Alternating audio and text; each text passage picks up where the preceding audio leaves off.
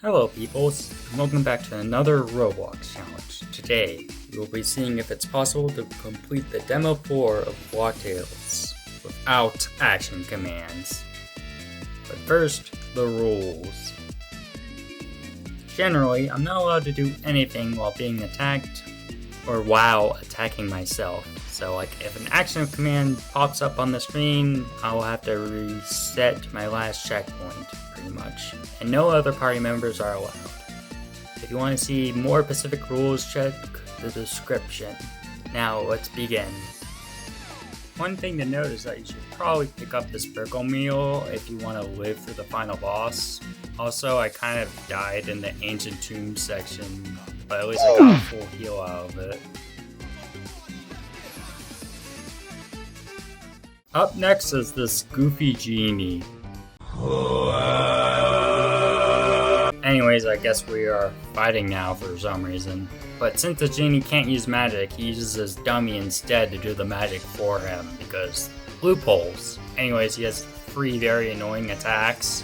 One where you become very famous, but you lose a lot of HPs because the car out tramples you. And one where you become rich, where it's just a multi-shot attack. So yeah, that's very annoying. Unfortunately, I was about to defeat him, but then this crowd attack took me to mortal damage and I didn't have a revive or medkit. But for some reason, Cruel King was able to move before I was dead, and he was actually able to finish off the genie, which actually counted as a win somehow, so I guess this doesn't count as a death, so yippee! Up next is this forced counter with some pirates. They're pretty annoying since their flintlocks can stun you for a turn, but good thing Feeling Fine exists, so yeah. Even still, their attacks hit pretty hard, so you basically want to use your charged defense card. It's pretty much buffed now, since you only take half the damage now when you apply it, so yeah, it's pretty important for the rest of the run. One thing to note in Viridian Village is that we can finally buy medkits, which are pretty much the second revive for us, which we'll need for the next upcoming boss. But not before another forced pirate fight, which is just as annoying as before, but it wasn't too big of a deal. Afterwards, we can finally pick the funniest dialogue option.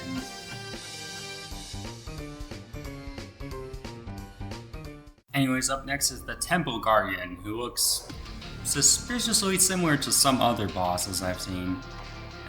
Probably just a coincidence. Anyways, this boss fight is super hard since he constantly applies status effects and does massive damage. You pretty much have to feel fine and charge defense and attack for you and your ally. At least the NPC can help you, but RNG can still make you die if he uses any attack. So I died here multiple times, even with the 2 revives and with item plus. This boss fight is just that hard since any mistake on your part is pretty much a run ender for this battle.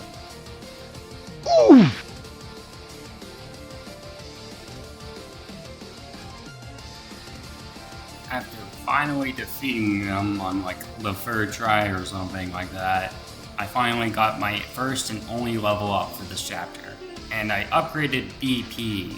You'll see why shortly, but pretty much any card loadout is pretty much good in this chapter, so yeah. Oh, it was that easy to get the Firebrand? Oh great, it's this pirate guy who's jealous for some reason and takes it for himself. Rude. Anyways, this Spike's gimmick is that he constantly changes what he can't take damage from. So he switches the sword when you attack him with a sword, and then he switches to a ball when you can't attack him with a ball. This applies to Glipsco. I think that's how to pronounce her name too. So yeah, bruh. He also has very annoying attacks which team hits, with the barrel and his gun.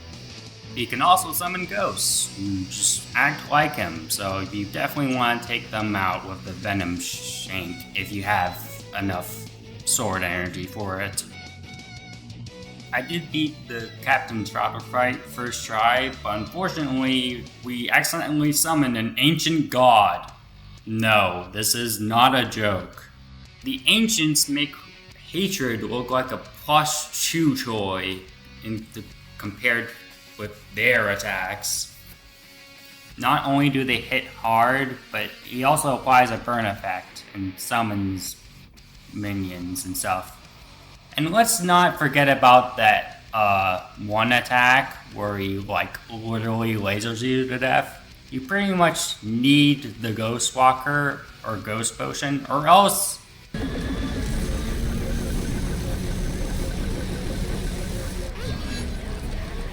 yeah, death. And death is what I did.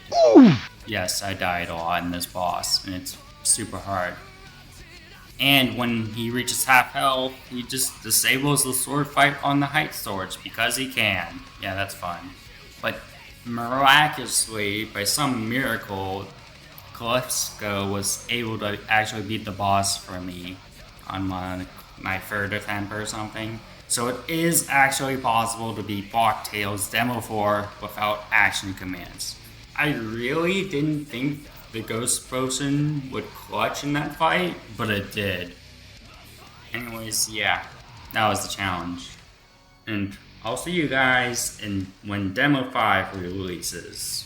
Hopefully it doesn't take nearly as long as Demo 4 did. Until then, see ya!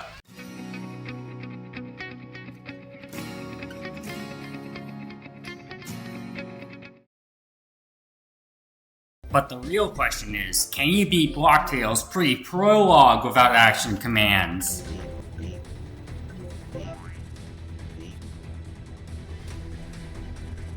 No.